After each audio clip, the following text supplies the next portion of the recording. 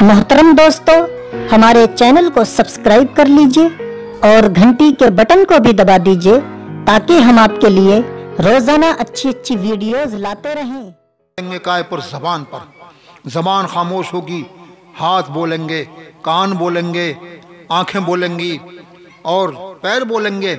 या अल्लाह, तूने इसके माथे के नीचे जो आंखें लगाई थी हमें फिट किया था, तो इनका मकसद, हमारा मकसद ये था कि ये हमसे कुरान देखे, रोज़ा रसूल की ज़ियारत करे, अपनी माँ का दीदार करे, बुज़ुर्गों का दीदार करे, मगर इसने हमें गलत जगह इस्तेमाल किया, मिसयूज़ किया। हमसे इसने फौज तस्वीरें देखी, हमसे इसने फिल्में देखी, हमसे इसने शराब खाना देखा, हमसे गलत मकामात देखे। आँखें गवाही देंगी, हाथ कहेंगे इलाहुल आलमीन, तूने इसके बॉडी में जो हमें फिट किया, तो हमारा मंशा क्या था कि हमारे हाथ, हमारा मंशा सिर्फ ये था कि अगर हम हरकत करें तो तेरी बारगाह में आके वुज़ू करें, तेरी बारगाह में आके नमाज पढ़ें, कुरान पढ़ें। मौला, इसने हमारे ज़रिए से लोगों पर जुल्म ढाया, लोगों पर हमारे ज़रिए से जुल्म और सितम की बारिश की। ऐ परवरदिगार आलम, हम दोषी नहीं हैं, ये दोषी है। या अल्लाह, तो हमसे हिसाब व किताब मत लेना। आपको मालूम है, अरे जो लोग बुतों की परस्तिश कर रहे हैं उनसे कहा जाएगा, तुम जिनकी पूजा करते थे लाओ उनको बुलाओ, कहाँ हैं? हम उनसे पूछेंगे कि तुमने कहा था पूजने के लिए, कोई भी तैयार नहीं होगा। वहाँ नफ्सी नफ्सी का आलम होगा। तो मुसलमानों, आप पक्के सच्चे मुसलमान तो बन जाओ। मैं एक लॉजिक की बात ये कहना चाहता हूँ। भाई, मुफ्ती साहब हैं ज़ुबैर साहब, ये हकीर व फ़कीर भी है, अल्लामा मुफ्ती कासिम रज़ा साहब भी हैं। हम लोग सफ़र करते हैं, बाज़ारों में निकलते हैं, बज़ाहिर तो कोई कुछ नहीं कहता, लेकिन आज हर दाढ़ी वाले को, टोपी वाले को शक की निगाह से देखा जाता है ना। और लोग ये समझते हैं कि ये ख़तरनाक साबित हो सकता है, हालांकि ये उनकी बदगुमानी है, गलत फहमी है। ऐसा कुछ भी नहीं है। इस्लाम अमन का दीन है, इस्लाम सलामती वाला दीन है, इस्लाम मोहब्बत की तालीम देता है, इस्लाम अमन व अमान की बात करता है, इस्लाम सुलहो आस्ती का पैगाम देता है। इस्लाम तो वो प्यारा प्यारा दीन है कि इसके अलावा कोई दीन, कोई रिलीजियस, कोई धर्म है ही नहीं। कल्चर हैं। इस्लाम ही अल्लाह का पसंदीदा दीन है। इस्लाम एक कंप्लीट दीन है। The Islam completely system of human life, इंसान की जिंदगी के लिए मुकम्मल ज़ाब्ता हयात है इस्लाम। बच्चा पैदा हो रहा है, इस्लामी कानून की रोशनी में अमल शुरू हो गया कि पहले उसके दाहिने कान में अजान पढ़ो, बेटा है तो दाहिने कान में अजान पढ़ो, बाएं कान में तकबीर पढ़ी जाए। मेरे आका की सुन्नत और आपके हुक्म की तामील हो रही है। यह है इस्लाम के सलामती का पैगाम, सलामती की आवाज़ कि अल्लाह अकबर, अल्लाह अकबर। वो विल पावर है, उससे बड़ा कोई नहीं है। बच्चा दुनिया में आ रहा है, उसके कानों में ये प्यारी प्यारी सदा आपने पुकार दी, वो अब ये सेंस लेके ग्रोथ कर रहा है, आगे बढ़ रहा है। जंगल में होगा, मंगल में होगा, कारखाने में रहेगा, किसी फर्म में काम कर रहा होगा, ऐवाने हुकूमत में बैठेगा, तो वही जिंदगी का पहला दिन उसको याद रहेगा। जब मैं इस खाकदाने गेजी पर आया था तो मैंने एक प्यारी प्यारी आवाज़ सुनी थी, और आज वही आवाज़ मस्जिद से बुलंद हो रही है, हय्या अलस सलाह, हय्या अलल फलाह। वो सारे कामों को छोड़कर मस्जिद की तरफ, खाना खुदा की तरफ भागेगा।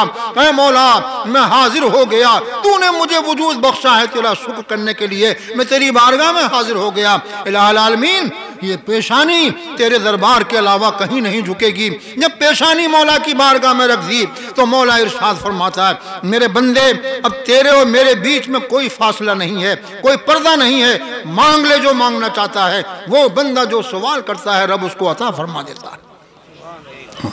इस्लाम, द पीस इन इस्लाम, इस्लाम के अंदर ही अमन है। हमारी गलत करतूतों ने, हमारी गलत रविश ने, हमारी बदकिरदारी और बदअमली ने, पैदर पे हम गलत काम कर रहे हैं, झूठ बोल रहे हैं, चोरी कर रहे हैं, हर बुरा काम कर रहे हैं। जाओ जेल में जाके देखो, कचहरी में जाके देखो, सारे मुकदमे हमारे। जेल में जाके देखो 80% मुसलमान। पुलिस चौकी, थाने में जाके देखो, कहीं हम अपने बच्चों के एडमिशन के लिए नहीं जाते कि किसी अच्छे मॉडल स्कूल में या अच्छे मदरसे में हम बच्चे को ले जाएं दाखिले के लिए, नहीं। हम अपने कीमती वोट देकर जिसको अपना प्रतिनिधि बनाकर भेजते हैं, एमएलए एमपी, हम उसको भी फ़ोन करते हैं ना, यही करते हैं कि मेरा बेटा थाने में बंद है, ज़रा आप सिफारिश करके छुड़वा दीजिए। ये तौफीक नहीं होती कि वो अपने एमपी से ये कहे कि मेरा बेटा आईआईटी में जा रहा है, आप सिफारिश कर दीजिए। मेरा बेटा एमबीबीएस करने जा रहा है मेडिकल कॉलेज में, आप सिफारिश कर दीजिए कि उसके लिए राह आसान हो जाए। ये कहीं नहीं होता है, हर जगह वही बेढंगी चाल है, बेढंगी चाल है, शोर शराबा है। क्रिश्चियंस को देखिए आप, हिंदुस्तान में मैं समझता हूँ सबसे कम तादाद अगर है तो ईसाइयों की है। स्कूलों का जाल बिछा दिया, जहाँ एक भी ईसाई नहीं है वहाँ उनके स्कूल चल रहे हैं। जाके देखो दलपतपुर में स्कूल, कोई ईसाई नहीं, गौधी में स्कूल, कोई ईसाई नहीं। अब पहाड़ों की चोटियों पर पहुंच जाओ, जहां 10 घर हैं तो ईसाइयों का स्कूल भी है, चर्च भी है, हॉस्पिटल भी है। ये तालीम उन्होंने कहाँ से हासिल की? ये कुरान अजीम से हासिल की है, पैगम्बर आज़म के किरदार व अमल और आपकी सीरत से हासिल की। अल्लाह कुरान में फरमा रहा है, ऐ लोगो अफला तफक्करून, तुम कुरान में गौर नहीं करते, अफला तुबसिरून, तुम देखते नहीं? ये वो किताब हमने तुम्हें अता की है अपने रसूल के सदक़े में कि जिसमें सब कुछ है। वह कुल्लु सगीरिन व कबीरिन मुस्ततर, हर छोटी बड़ी चीज़ इसमें लिख दी गई है। ऐ महबूब, हमने वो किताब आप पर उतारी है जिसमें हर चीज़ का खुला हुआ बयान है। आज हमने सिर्फ इतना किया है कि कुरान छोटे साइज में छपवा के तावीज़ बना के गले में पहन लिया है। गले में पहनने के लिए कुरान नहीं आया है, कुरान तिलावत के लिए आया और अमल करने के लिए आया है। वो लॉजिक की बात फिर रह गई, मैं उसी तरफ आपको ले जाना चाहता हूँ। और मुझे बोलने में इसलिए थोड़ा लुत्फ़ आ रहा है कि आप मेरी तरफ मुतवज्जो हो रहे हैं। मैं नारों का मुखालिफ नहीं हूँ, कल को कोई फतवा न दे कि साहब मौलाना आए थे नारों की मुखालफत कर गए। हमने जो अपना ज़िंदगी का पहला दौर गुजारा है, हमने उन आलिमों को देखा, कसम खुदा की, उन बुज़ुर्गों की ज़ियारत की है कि वो अगर कब्रिस्तान में बैठ जाएं तो कब्रिस्तान भी गुलिस्तान बन जाए। आज हम उस दौर से गुज़र रहे हैं कि मैं कुछ कह नहीं सकता, मैं क्या कमेंट्स करूं, कोई पहलू है ही नहीं कुछ करने के लिए। रोना आता, खून के आंसू रोना आता, कुछ भी नहीं हमारे पास। Muslims are looking for development and want security and education. There should be no space for hate politics. ये हमारा हाल है। कभी मायावती के दरवाजे पे खड़े हैं, बहन जी भीख डाल दो। कभी मुलायम सिंह अखिलेश के दरवाजे पे खड़े हैं, नेताजी भीख डाल दो। अरे 5 वक्त अल्लाह के दरवाजे पे आके मांगो, या अल्लाह मेरे इस खाली कासे में तू अपनी रहमत की भीख अता फरमा दे। जो फ़ाइल हकीकी है, कादिर मुतलक है, अल्लाहु यफ़अलु मा यशा व यहकुमु मा युरीद, अल्लाह जो चाहता है वो करता है, उसकी मशीयत में किसी का कोई दखल नहीं है। आप उसकी बारगाह में क्यों नहीं आते भाई? मैं वही बात आपको बताने जा रहा हूँ, उसके बाद गुफ्तगू तमाम। दुरूद शरीफ पढ़ लीजिए, सल्लल्लाहु अलैहि नबी वाली सल्लल्लाहु अलैहि वसल्लम, सलातुन व सलामुन अलैका या रसूल अल्लाह सल्लल्लाहु अलैहि वसल्लम।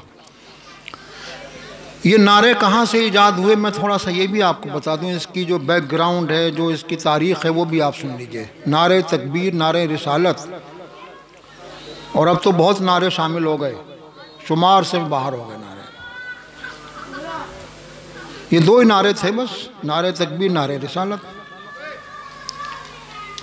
जलसे होते हैं, आधा टाइम तो इसी में गुजर जाता है। कौम पैसा खर्च करती है और अपनी नींद कुर्बान करती है, कुछ लेकर नहीं जाती, कुछ नहीं मिलता है ना।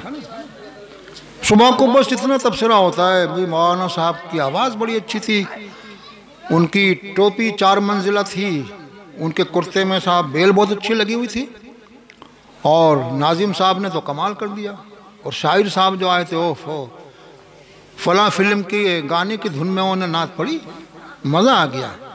माज़ल्ला माज़ल्ला, फिल्मी अंदाज में नातें पढ़ी जा रही हैं। अस्तग़फिरुल्लाह, ला हौला वला कुव्वता इल्ला बिल्लाह। ज़िक्र रसूल हम कर रहे हैं, उन भंडेलों की नकल कर रहे हैं हम, जिनका कोई स्टेटस नहीं है। अल्लाह को सादगी पसंद है। अल्लाह बनावट तसन्नो को पसंद नहीं करता, अल्लाह रिया को पसंद नहीं करता, अल्लाह खुलूस को पसंद करता है। अला लिल्लाहि दीनुल खालिस फअबुदिल्लाह मुखलिसन लहुद्दीन। तुम अल्लाह की बारगाह में जो भी अमल करो खुलूस से करो, खालिस, साफ सुथरा।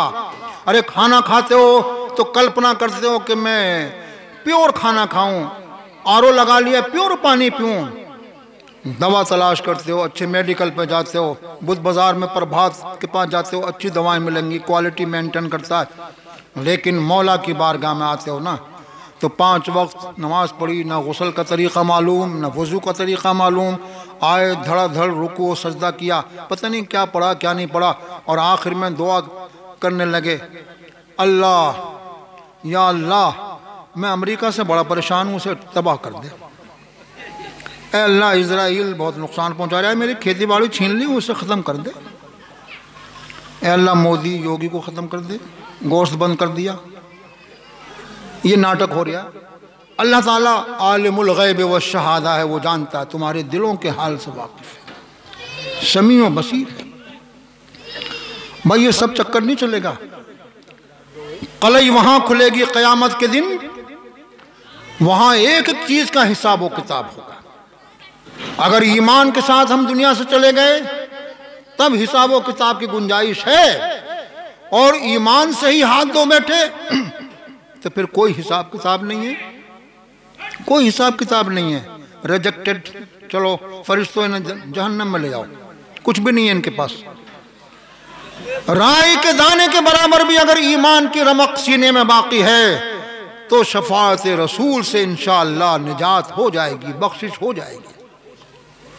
तो ईमान बचा के रखो मेरे दोस्तों, मेरे भाइयों, ईमान बचा के रखो। ईमान कमज़ोर किस चीज़ से होता है? बुरे अमल से कमज़ोर होता है। आप झूठ मत बोलिए। गौसे आज़म जब पढ़ने जा रहे थे तो माँ ने वसीयत कर दी थी, बेटा अब्दुल कादिर झूठ मत बोलना। जब डाकुओं ने लूटना शुरू किया और आपके पास एक डाकू आया, साहबजादे तुम्हारे पास कुछ है? कहाँ? 40 सोने के सिक्के हैं। अरे बड़ा अजीब बच्चा है भाई, चोरों डाकुओं से तो माल छुपाया जाता है, और खुद बता रहा। वो अपने सरदार के पास ले गया, आपको कहा कि सरदार सुनो, इस बच्चे की सुनो। क्या ये बच्चा क्या कह रहा है? कहा कि मैंने इनसे पूछा कि तुम्हारे पास कुछ माल है, तो उसने ये कह रहा कि हाँ 40 अशरफी हैं। तो डाकुओं के सरदार ने कहा कि बेटा आपने इस नाजुक मोड़ पर भी सच का दामन नहीं छोड़ा, क्या वजह है, क्या रीज़न है? आपने फरमाया कि जब मैं घर से बगदाद के लिए चला तो मेरी माँ ने मुझे समझाया था कि अब्दुल कादिर झूठ मत बोलना। मैंने अपनी माँ की बात पर अमल किया है। आपकी ये बात सुनने के बाद वो डाकुओं को सरदार रोने लगा और उसने कहा, मेरे साथियों गवाह हो जाओ, इस बच्चे के सच ने मुझे इतना इम्प्रेस कर दिया है, इतना मुतासिर कर दिया है कि मैं अब अपने रब की बारगाह में अपने गुनाहों से तौबा करता हूँ। और आओ सब लोग इस बच्चे के हाथ पर हम तौबा करें। सब ने तौबा की, सब आपके मुरीद हुए। आप फरमाते हैं हम अव्वलु मन ताबा अला यदी, ये पहला गिरोह था जिसने मेरे हाथ पर तौबा की। क्या खर्च हुआ यार, माल भी बच गया, उन लोगों को हिदायत भी मिल गई, और वो लोग आगे चल के सब नेक स्वाले और अल्लाह के वली बन गए। आपने अपने झूठ की वजह से, खयानत की वजह से, धोखा देही की वजह से अपना विकार ख़त्म कर दिया, आपका मॉरल ख़त्म हो गया। हिंदू आपके साथ कारोबार करने तैयार नहीं है, पंजाबी तैयार नहीं है, यहूदी ईसाइयों की तो छोड़िए, वो तो बहुत फॉरवर्ड कौन है। अपनी बस्ती में अच्छे मदरसे, अच्छे स्कूल इस्टेब्लिश कीजिए। आप मॉडर्न एजुकेशन की मुखालफत करके ज़िंदा नहीं रह सकते। सारे उलूम अल्लाह ने अता फरमाए, सारी ज़बानें अल्लाह ने अता फरमाई हैं। हज़रत आदम अलैहिस्सलाम का जिक्र भी चल रहा था कि अल्लाह ने फरमाया कि ए आदम, तमाम चीज़ों के नाम बता दो। वअल्लम आदम अल अस्मा कुल्लहा। क्या आप साइंस की मुखालफत कर सकते? नहीं कर सकते ना। बड़े मज़े की बात है हज़रत, एक जगह जलसा था, मैं भी था उसमें। एक मौलाना बिहार के थे, वो अफ्रीका में मॉरिशस में रहते थे, वहाँ से आए। सुनने की बात है नौजवानों, चंद मिनट और तशरीफ़ रखिए आप। वो मॉरिशस से आए बिहार के रहने वाले थे, वो छुट्टी में आए हुए थे, लोगों ने उनको भी दावत दे दी, और ताकि पब्लिक को ये लगे कि भाई अफ्रीका से भी एक आलिम साहब आ रहे हैं। अब पहले उनकी तकरीर थी, बाद में मुझे मौका मिला, मैं तो ऐसी छोटा सा इल्म है मेरा, घिसा पिटा आदमी हूँ। उनकी जब तकरीर हुई तो इतना लंबा मोबाइल हाथ में, मल्टीमीडिया, वो जेब में नहीं रखा, उन्हें हाथ में लिए हुए हैं, और साइंस की मुखालफत में शुरू हो गए। वो साइंस ये नुकसान पहुंचा रही है और तबाही पहुंचा रही है और ये कर रही है और ये बीमारी फैला रही है और ये हो रहा। मुझे यार बड़ी कुरन होने लगी कि जाहिल कहाँ से आ गया। मेरा जब नंबर आया तो मैंने कहा इंतज़ामिया से कि भैया पहले तो ये बत्ती बंद कर दो, चिराग